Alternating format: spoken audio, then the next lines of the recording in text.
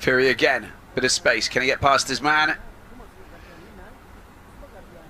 Does well to get the ball back. There's the cross coming in. Oh, it took a wicked bounce there. And I think that's going to be a corner. It did come off a defender.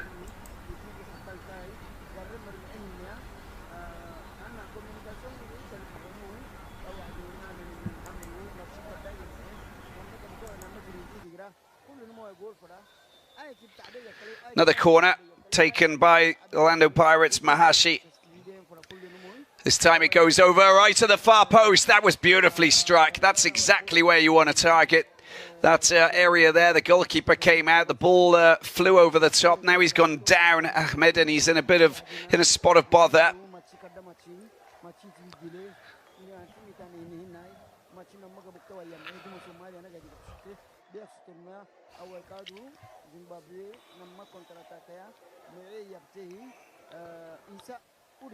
Just collided with one of his defenders, I believe, and that's what caused the pain. Just went down quite badly, just maybe got an elbow in his leg or something. He's back up on his feet. No, he's not.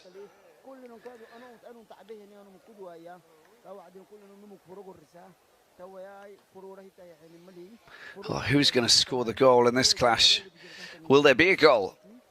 Now we know that on Sunday afternoon it's going to be a very entertaining match if it stays like this in Bulawayo Barbersfield Stadium.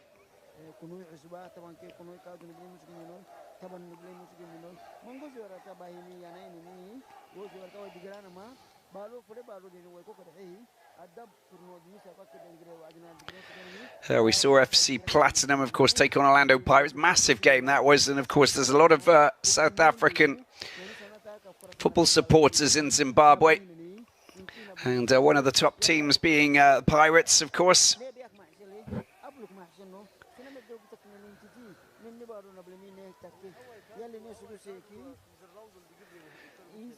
Yeah, we got 10 minutes to go, and we still don't have any goals scored here in Djibouti. More matches coming tomorrow. Lots of qualifiers taking place, of course. Tomorrow, what have we got? I think we've got 2 matches that will take place. And we have Gambia up against Angola and the Comoros against Togo. So Gambia, Angola in Bako. And the capital of Gambia, of course, Comoros and Togo, and playing in Comoros in Moroni, and that wonderful stadium there that's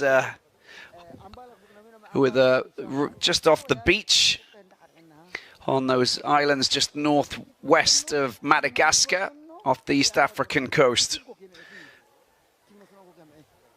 Togo coached by Claude Leroy, who obviously wasn't at the Africa Cup of Nations last summer, but he was working as a TV pundit. Spoke to him on a couple of occasions. Still a very wise and sought-after coach, of course.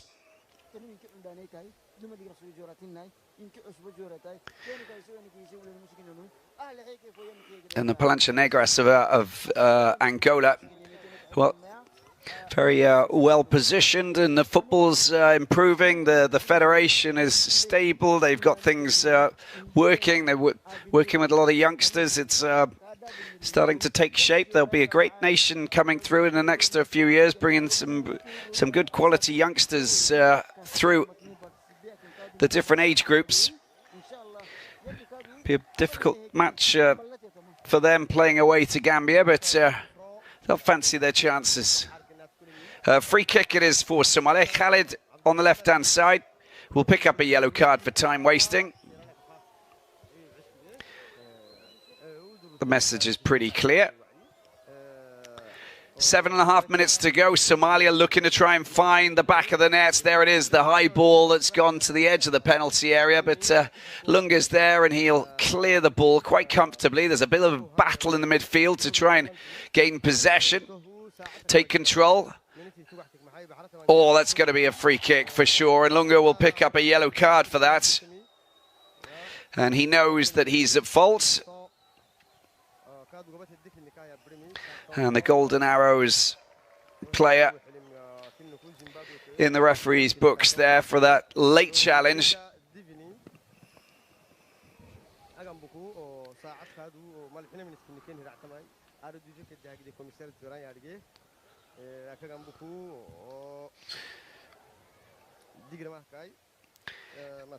Saturday there's also another match being played. It's Botswana against Malawi in Francistown.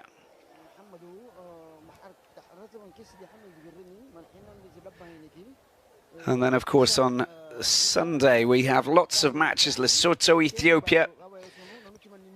Zimbabwe against Somalia, of course, the return match. And Burundi against Tanzania against Burundi. Finished 1-1 yesterday. Liberia 3-1 up against Sierra Leone. Here's the free kick, headed away very comfortably. I think they want him to... Is he going to have to take that again, maybe? Oh, we got changes, in fact. Dzvukamja goes off. And we have a change with... Didn't see who came on, actually. I think it's Talbot Shumba. Oh, that was very close indeed. A couple of players going up for that.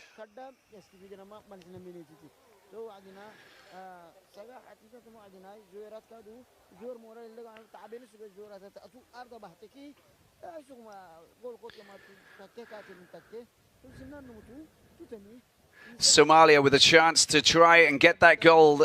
5 minutes left to play here in Djibouti. There's the delivery at the far post. There's no one there. It's headed away by a Zimbabwean player. Oh, they've stolen it. This is dangerous. Zimbabwe pushing forward. It's 3 against 1. There's a bit of a block going on. There's the shot. Oh, he saved it. Ahmed comes to the rescue. But it's not over yet. But the players are coming back in numbers. The cavalry has arrived. And now they're... Oh, the ball's been toe-poked back to the goalkeeper, Ahmed. Well. I think that maybe...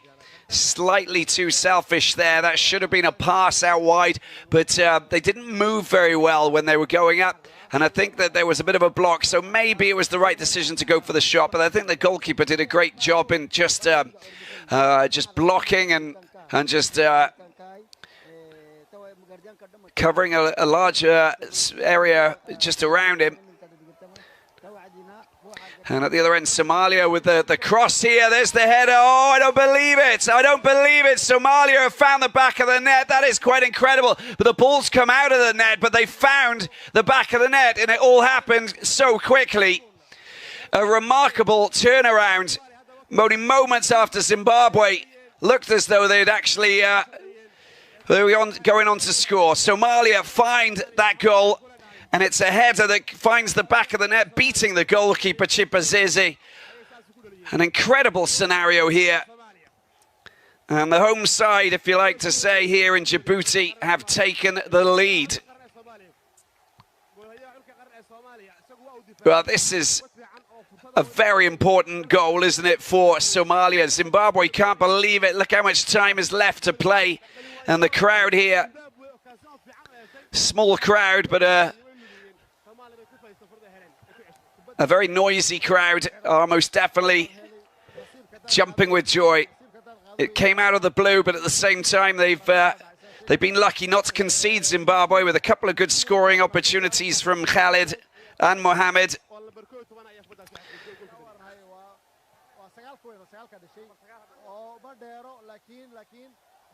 Well, now they've got themselves a free kick, as you can see, with Augusto going down, the Maritzburg player.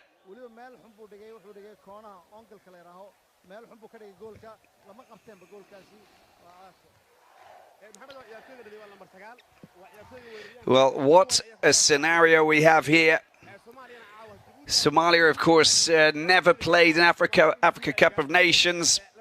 We've seen Zimbabwe play in numerous competitions, but they find themselves now not in a great position, although they do have the return leg, of course. So 1-0 is not going to be too much of an issue, I think. but they can't afford to concede a second one. So their best bet is to try and iron out the crease here with this free kick with 2 minutes to play. Kamasoko with that right foot of his is probably the best bet. And there again, Rusike knows how to find the back of the net as well. Mahashi is also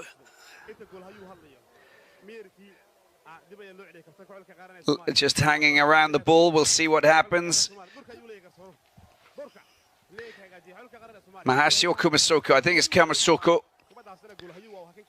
who will try and test the goalkeeper, try and get that goal, that elusive goal that's evaded them for the entire game. A late equaliser.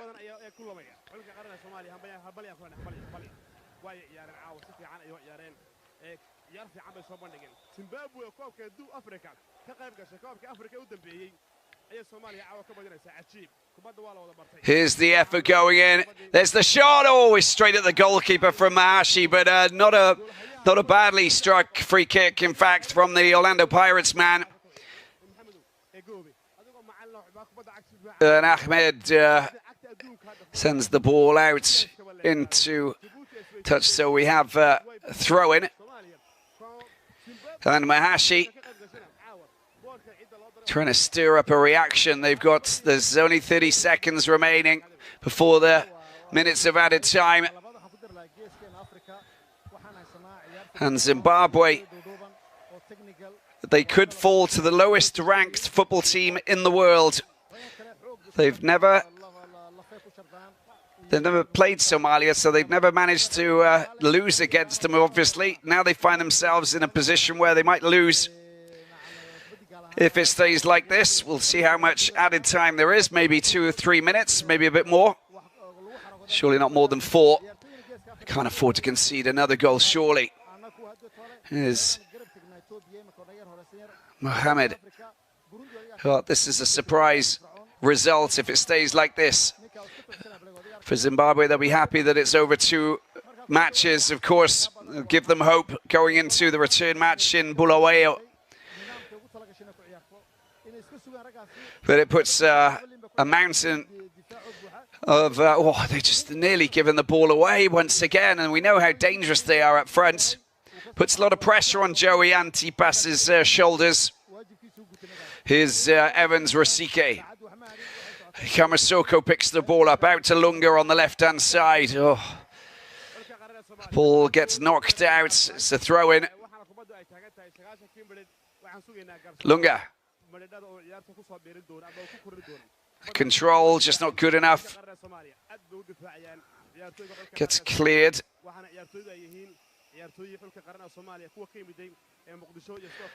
Lunga picks the ball up on the left-hand side. Kicked away from him. Didn't control it properly. That's better play.